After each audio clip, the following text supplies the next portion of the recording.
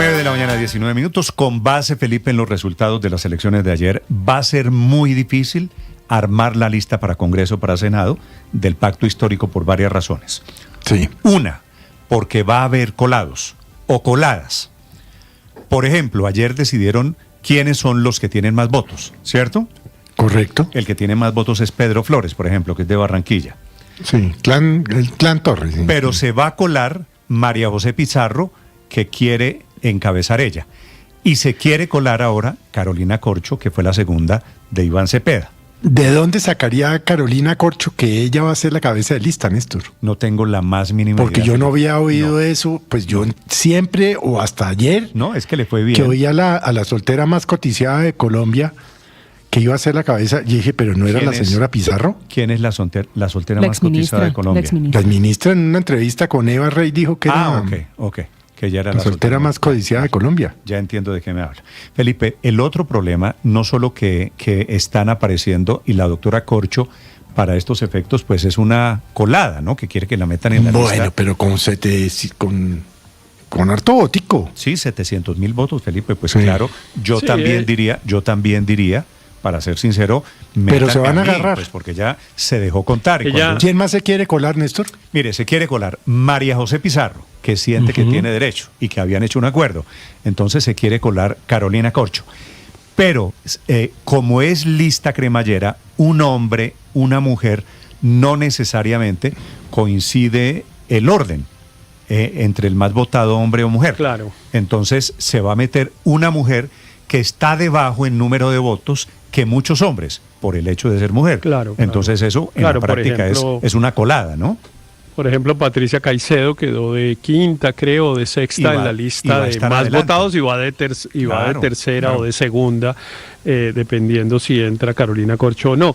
Igual Laura Humada, también Aida Bella. En general, las mujeres tienen un trato, digamos, llamémoslo preferencial, porque evidentemente en la lista de los 20 primeros hay menos mujeres que hombres, y entonces las mujeres suben un poco. El hecho de que es lista cerrada, y eso baja a algunos hombres, claro, como a David Racero, por ejemplo, que había quedado por ahí en el borde de los 20 y lo tiene ya como de 23, digamos. Suben mujeres, bajan hombres.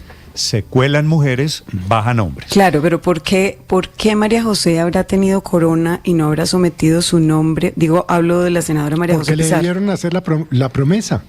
Claro, pero entonces ahí entra Carolina también con corona y podríamos pensar por esa solicitud que Daniel Quintero, si no tiene espacio en las elecciones presidenciales, también tendría derecho. Es que María José Pizarro y empiezan a armar ahí el desorden. Tiene un lío con su partido que es Progresistas y por eso no pudo participar en la consulta por eso le dieron el premio de ayer. Y por eso el presidente Petro le había dicho que no se preocupara, que ella iba a ser cabeza de lista. Entonces eligieron a todos, menos a la cabeza de lista, que esa va por dedazo. 9 de la mañana, 22 minutos. Tomen nota, porque si usted supone, Felipe, deme un número. ¿Cuántos senadores va a meter el pacto histórico el año entrante? Néstor, pero espérese, antes de que analicemos los que sí, por favor nombremos también a los ausentes. Es que a mí me parece increíble que exministros, exembajadores, exsuperintendentes ya estén descartados, como Andrés Camacho, como Moisés Ninco. Bueno, ya le voy a contar, María Consuelo, ganadores y perdedores. Es que usted me está viendo por el lado de los perdedores. Ganadores quiere decir los que van a estar arriba, que aspiran legítimamente a ser senadores en las parlamentarias del próximo mes de marzo. Pero ojo que hay sorpresas, porque si usted calcula, Felipe, deme un número, el pacto histórico va a meter ¿cuántos? 16, 17, 16, 18. 20, no sé. Con esta votación yo diría 16, 18. Los que están del 20 para arriba, por supuesto, comienzan a chilinguear y comienzan a tambalear y comienzan a pensar que de pronto no llegan o no les alcanza. Camila Carvajal. Néstor, oyentes, Felipe, les propongo una cosa. Vamos a imaginarnos un escenario muy positivo para el pacto histórico y que en las próximas elecciones parlamentarias pase lo mismo que en las elecciones de julio de 2022. Es decir, hablemos de la posibilidad de que sean 20 votos de cara a esas elecciones parlamentarias, que es lo mismo que pasó en julio de 2022 cuando el pacto metió en el Congreso 20 senadores. Dicho Dicho eso, que es un escenario muy optimista y la posibilidad de que sean 20 senadores del pacto histórico, aquí hay que empezar a revisar quiénes entran y quiénes no en esta lista del pacto histórico precisamente al Senado de la República. Hay una primera decisión que tendrán que tomar si la cabeza de lista va a ser María José Pizarro, como se anunció y se le prometió a la precandidata presidencial, que se bajó de esa aspiración para apoyar a Cepeda con la condición de ser cabeza de lista, o si le hacen caso a lo que dijo anoche, reconociendo su derrota, Carolina Corcho, la exministra de Salud. Dicho eso, que hay 2 mujeres peleando por la cabeza de lista, que el anuncio del pacto es que en esta lista será un hombre, una mujer, un hombre, una mujer, es decir, la famosa cremallera, y además que en este caso pues será una lista cerrada. Esta es la lista de quienes podrían entrar precisamente aquí al Senado. En el primer lugar, yo le voy a dejar por ahora a la doctora Pizarro. En el segundo lugar, Pedro Flores, que es hombre, que logró la mayor votación ayer, 185.029. También entran Wilson Arias, Walter Alfonso Rodríguez, que es Wally, el influencer. Camila, perdóneme. Señor. Si primero es María José Pizarro. Se los doy como quedarían en el hombre de segundo, hombre-mujer. Pedro Flores, tercero sería Carolina Corcho. Si se le cumple eso, la tercera sería Corcho. Entonces ahí la cuarta posición corresponde a Wilson Arias. Y tendría que entrar después una mujer, que sería la hermana de Carlos Caicedo. Hoy Patricia Caicedo está en la votación de ayer en el 7º lugar, pero pasaría entonces a la 5ª posición. Luego entraría Walter Alfonso Rodríguez, es decir, Wally, el influencer, que llegaría al Congreso. En el 8º lugar, una mujer en el 7º. Ese Wally le fue bien, ¿no? Sí, Wally logró 137.821 votos. Debajo de Wally tendría que ir una mujer, es decir, quien aparece en el resultado de la registraduría de ayer en 8ª posición. Sube una casilla, quedaría de 7ª. Esto es Laura Cristina Ahumada, es la de Barranca Bermeja, la esposa del suspendido alcalde de Barranca Bermeja, que es además muy cercana a Daniel Quintero. Luego sería el turno para Ferney Silva, hoy senador. Luego tendría que venir una mujer, y aquí sube otra mujer, Aida Yolanda Abella, que cambia de posición porque está en la 11, subiría a la 9ª para cumplir con eso de la lista que cremallera. Luego es el turno para Carlos Benavides. Esmeralda Hernández es la mujer a la que le correspondería en la lista cremallera. Luego también estaría el turno de Sandra Chindoy. Luego Alex Flores. No, porque después de Esmeralda vendría un hombre. Que es Alejandro Campos. Y después de Alejandro Campos, Sandra. Luego Alex Flores, ya el vamos senador de Quintero. ¿En qué número? Y ahí voy en el 14. Ok, hasta ahí es muy probable que vayan y que lleguen al Senado. Yo le dije, supongamos que son 20, para hacer el cálculo más optimista. Los últimos 5 puestos serían para María Eugenia Londoño, que es la mujer en el puesto 18 en la lista de la registraduría, que fue fiscal de FECODE además. Luego estaría, mire usted, Acme Escaf. Acme Escaf está en la lista de resultados de ayer en el puesto 11. Obtuvo 48.115 votos, pero por ser cremallera, el doctor Escaf pasaría al puesto 16. Y finalmente, entonces esta lista la terminan en la cremallera una mujer, Edith Zuluaga, Cristian Gómez, Isabela Contreras, y termina Martín Alonso Caicedo. Le repito, en la posibilidad de que sean 20, pero ustedes tienen razón, van a ser menos, y ahí muchos quedarán sacrificados. Por mencionarle de los que están ahí en veremos, por ejemplo, el doctor Ahmed Scaf, que pierde muchos puestos por ser lista ahora, cremallera. La verdad es que pueden ser menos o pueden ser más. Esto es un tiro al aire, sí, puede caer, esto es una moneda. Pueden ser, yo supongo que después del desgaste del gobierno no vuelven a ser 21 congresistas, pero es una suposición. Y ojo mía. con el caso Racero, porque el doctor Racero está en el puesto 16, pero por ser lista cremallera, entonces quedaría por fuera de los 20, suponiendo que en este escenario optimista, pues no entraría el doctor Racero. Y muy rápido, para terminar de revisar esto de Senado, le doy los nombres de los que se quedan por fuera, que ya no están en esta lista por ser cremallera, además del doctor Racero, que está ahí y que se lo acabo de mencionar.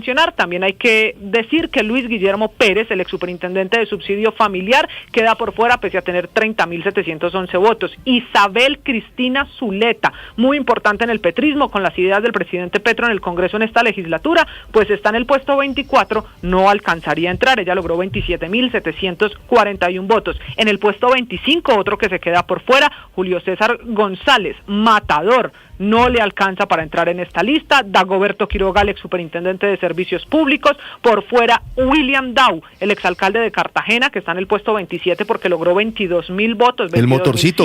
Claro, pero tampoco queda Jorge Andrés Cancinmance, que recuerden, Cansimansi, que es el de los tacones, el día de la posesión, que mucha gente lo conoció por ese episodio. También queda por fuera Feliciano Valencia, el ex senador de los indígenas, Amaranta Hank, pues que aquí logró 15.980 votos, no le da, el exministro de Minas Andrés Camacho, Alirio Uribe Muñoz, el representante, queda también por fuera Sandra Janet Jaimes y una lista interminable que incluso Néstor deja por fuera a quien fuera representante de Colombia en México o al ex candidato presidencial Ali Bantu Ashanti, que se bajó de la candidatura para poder que Cepeda aspirara contra Carolina Corcho y él no logró sino 7.000 votos. Así que esos son los que en el mejor de los casos pasarían si es que logran 20 escaños y los que desde ya tienen imposible llegar al Senado de la República. Sí. Camila, gracias. Néstor, me permite una precisión. Creo que al final, Héctor, aquí va a haber bolígrafo y aquí va a haber dedazo.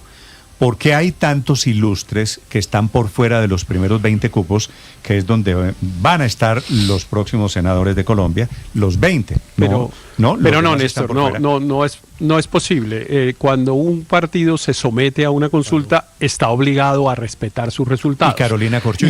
¿Qué hacen con Carolina Corcho? Ahora, las reglas de la consulta, las reglas con las que se convocaron la consulta son las que son obligatorias para su partido.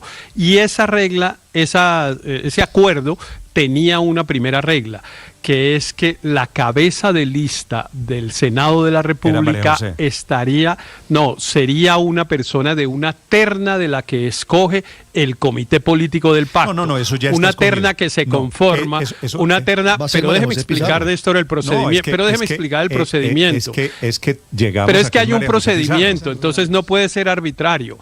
Hay un procedimiento. El procedimiento es una terna en la que está el segundo en la consulta de presidente, que es uno de la terna, el más votado en la lista es el otro de la terna, y una persona que escoge el comité político. Entonces es bastante probable que lleguemos a la fórmula que usted dice, claro, que María José Pizarro sea la cabeza de lista, pero eso ya estaba acordado previamente, no es que después a alguien se le ocurra que la consulta no vale y que entonces metamos de primero a no sé quién, no, solo puede haber de esos tres que le digo, una terna que se conforma de esa manera para que el comité político sea el que decida quién va primero en la lista. No se me ocurrió a mí, se le ocurrió anoche a Carolina Corcho, que es la que está diciendo que la metan, que ella quiere ir al Senado ahora, aprovechando que es cierto, sacó una muy respetable cantidad de votos, casi 700.000 votos, la exministra Carolina Corcho. Señor Aurelio.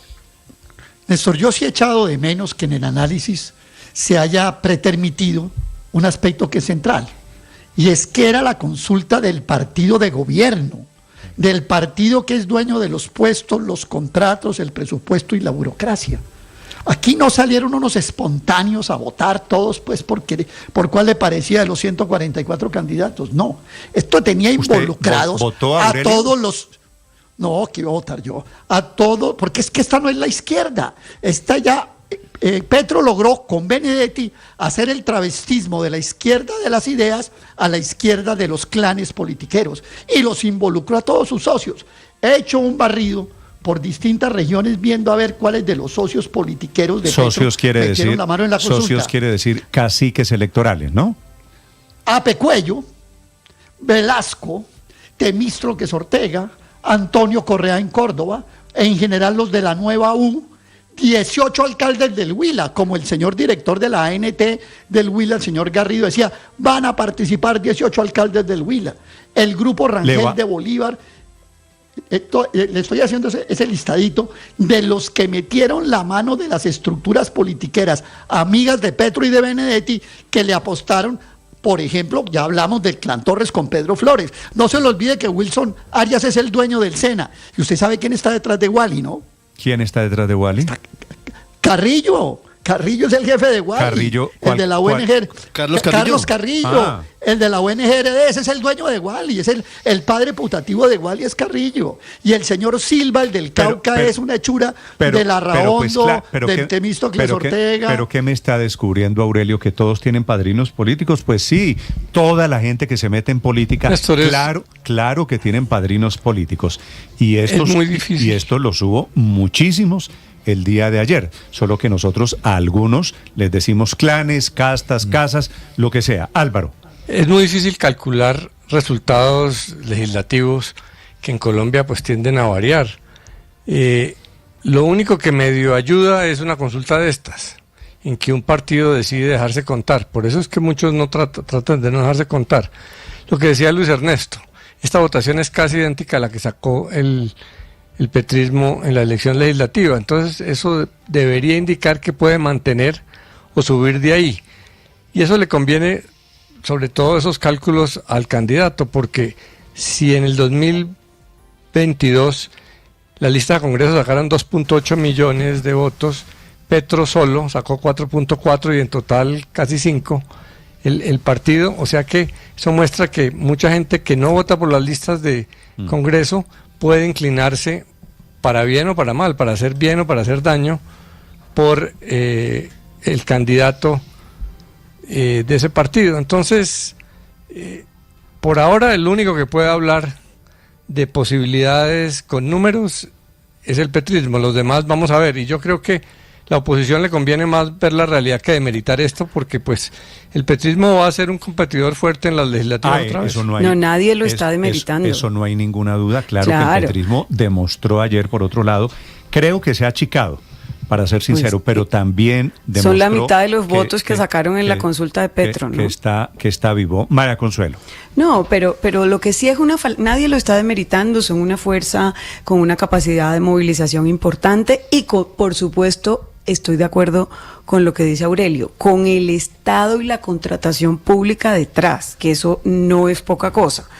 Pero lo que sí es una falacia, Néstor, es pensar que esto iba a ser un ejercicio de política pura, porque el que más votos sacó es el que más maquinaria tiene detrás, que es el del clan, el clan de Flores, de Torres, claro, de Pedro Torres. Flores, con 185,000 votos. O sea, este sueño que inclusive se comentó la semana pasada aquí, con que esto iba a ser la prueba de la transparencia para poder generar una lista que representara a los votantes, pues se evidenció con este triunfo de 185,000 votos de Flores, que no es así. Sí, si llegan a meter esta cantidad, pues volverán a repetir 21, 20, ¿cuántos congresistas tiene hoy? 22, tal vez. 21, ¿no? No, tiene 20 senadores y pasaría a 18, 19 si sacara una votación parecida a la de ayer. Néstor, que es un muy buen resultado. Mire que, por ejemplo, el Centro Democrático tuvo una baja muy importante después de la presidencia de Iván Duque y por lo menos en la fuerza electoral del Senado pareciera que esa baja no la van a tener en el pacto histórico, a pesar del enorme desgaste del gobierno. Pero Néstor, aquí lo que hay que entender es la fórmula que le dio el resultado ayer al pacto histórico. Ya varios de los compañeros lo han expresado. Uno es traer a políticos tradicionales, organizaciones tradicionales, y por eso la votación más alta, y eso dice mucho, de todo el pacto histórico, es la votación de un clan político tradicional, como es el del clan Torres, en cabeza de Pedro Flores, el senador actual. Lo segundo es que mezclan, traen influencers. Sacaron una excelente votación influencers como el señor Wally, como Lalis y otros, Daniel Monroy en Bogotá, eso, en fin, Lalis que le suman a esa votación. Yo no recuerdo recuerdo cómo se llama Lalis, pero uno... Laura Daniela Beltrán. Lalis y Wallis, y esos son los influencers, los activistas del petrismo. Y se le mezcla, Néstor, a eso también organizaciones tradicionales de izquierda. ¿Qué hizo el pacto histórico? Y creo que le funcionó. Abrió la posibilidad de que candidatos o pequeñas organizaciones y agrupaciones políticas de las ciudades dijeran, oiga, a mí me sale más eficiente hacerme contar en una consulta en el pacto, no tengo que sacar, yo qué sé, en Bogotá, si me lanzo a la Cámara por Bogotá, tengo que obtener en un partido tradicional 30,000, 40,000, 50,000 votos. Si me lanzo en la consulta del pacto histórico, que es una lista cerrada, de pronto con unos 20,000 logro el objetivo. Entonces, muchas organizaciones dijeron, ¿sabe qué? Yo no voy a esperar a marzo, nos vamos a meter ahora en octubre. Así que lo que hizo el pacto histórico realmente fue un proceso organizativo de absorber organizaciones tradicionales, influencers, organizaciones de izquierda y organizaciones dispersas electorales que se sumaron ahora a una fuerza y una lista única, que la verdad le da un muy buen punto de partida para el Senado del próximo año. Me dicen aquí un par de oyentes, Felipe, algunos oyentes, que esto con estas cifras que está poniendo el pacto histórico, que son muy respetables, este es el banderazo del pacto histórico, ¿cierto? Sí. Y Uribe va a ser candidato a las parlamentarias del año entrante. Esto va a ser un pulso muy interesante, Porque una cosa, imagínese Uribe, Felipe, metido en esto. Es decir, esto es el petrismo más duro de lo que estamos hablando hoy, contra el uribismo encabezado por el le dejo un dato de los 4 primeros departamentos, los departamentos que más votos le pusieron al pacto histórico ayer. ¿Cuáles son? En la consulta para Cámara, porque para Senado es nacional, para Cámara que se pueden regionalizar. El departamento de Nariño le puso al pacto histórico el 14,35%. Eso es, Nariño ha sido... El departamento del Cauca, 13,54%. Nariño, Cauca. El departamento de Sucre es el tercero, 12,95%. Y el cuarto, el departamento de Córdoba, 11,55%. Haga cruces, mire qué pasa en esos departamentos y podrá sacar conclusiones. Una última. En Bogotá, en la consulta de ayer, de los casi 3 millones de votos, Felipe, 325.000 en Bogotá, que me parece que es una cifra buena, pero bajita, teniendo en cuenta que aquí fue alcalde Gustavo Petro, teniendo en cuenta que aquí ganó Gustavo Petro. Menos de lo que sacó en votos Bolívar, ¿no? Sí, es sí. Que la evaluación que está intentando hacer Ricardo es la buena, que es el porcentaje de electores que votaron ayer en la consulta. Entonces, digamos, en un departamento hay 1 millón de potenciales electores y acudieron, como en Nariño, el 13%, fue que dijo Ricardo, algo así, el 14%. 14,35% en Nariño. Es decir, que votaron 140.000 personas Cauca, en un departamento 13,5. en el que podía votar 1 millón, en el que podía votar 1 millón de personas. Normalmente, esta cuenta es importante, Néstor, porque normalmente de ese 1 millón de personas que pueden votar, solo votan la mitad en las elecciones normales. Es decir, que solo votan 500.000 personas. Y de esas 500.000 que votaron 150.000 o 140.000 en la consulta de ayer. Es que entonces en realidad ese porcentaje termina duplicado en la votación propia. Es decir, cuando haya votación a Cámara en Nariño, el pacto histórico saca el 26% de los votos y no el 13% por la abstención. Entonces, cualquiera que sean las cuentas que dice Ricardo que hagamos y hagamos todos los cruces que queramos, en esos departamentos que él mencionó, el pacto histórico tiene una enorme fuerza. Eso habrá que reconocerlo, por la razón que fuera. Usted puede hacer el análisis politológico, sociológico que quiera, pero tienen el 25 o el 26% de los votos para la Cámara de Representantes en Nariño. Y de orden público, porque son Cauca y Nariño, suroccidente. Yo en Córdoba y Sucre lo atribuyo más al funcionamiento de los clanes políticos, Néstor, más que una base sólida del pacto histórico. Estás escuchando Blue Radio.